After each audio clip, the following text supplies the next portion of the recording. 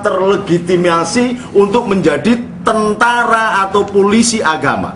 Dan ini berarti menghina dan menistakan agama. Karena Allah itu sudah punya mekanismenya sendiri, ada nabinya.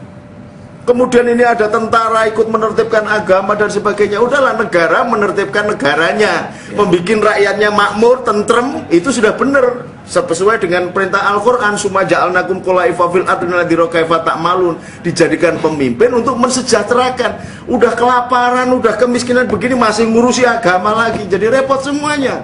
Biarlah agama ditangani oleh para pendeta, para kiai, para biku lah. Nggak usah pakai aturan-aturan SKB ini, SKB ini. Menterinya aja nggak mudeng agama, bikin SKB bagaimana? Gitu loh, menteri agamanya aja masuk penjara, bagaimana mau bikin SKB?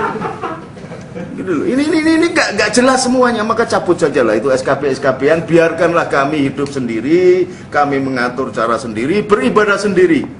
Jangan ada penistaan, jangan ada pengerusakan di mana tempat disebut nama Allah.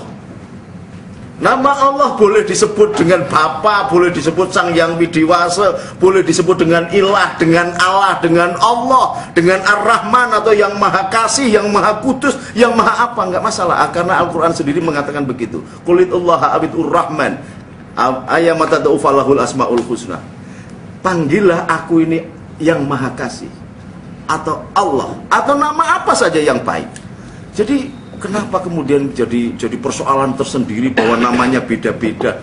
Nah, ini biangnya yang utama adalah SKP 2 Menteri dan SKP 3 Menteri diproduksi oleh orang yang nggak paham tentang psikologi agama, psikologi para pemeluk agama. Harus dicabut, nggak usah pakai SKB-SKB-an. Rakyatnya sudah bisa ngatur kok. Ini gara-gara ada SKB ini kemudian muncul FPI merasa sebagai tentara, bisa menertibkan ini sehingga melampaui polisi, melampaui kerja tentara. Polisinya yo diem saja. Loh, emangnya ini kenapa polisi kok diem saja? Apa ada kerjasama apa gimana? Jangan diputus ya ini ya, jangan dihapus ya, biar tahu negaranya ini. Saya ngomong yang ngomong saya. Jangan sampai kalau ini FPI dibiarkan, kelompok-kelompok radikal dibiarkan, rakyat menduga bahwa polisi ada kerjasama dengan mereka. Kalau tidak ada kerjasama, tangkap. Karena ini bertentangan dengan undang-undang dasar, pakai undang-undang yang lain. Undang-undang agama juga tidak memberikan. Rasulullah pernah mengangkat pedang.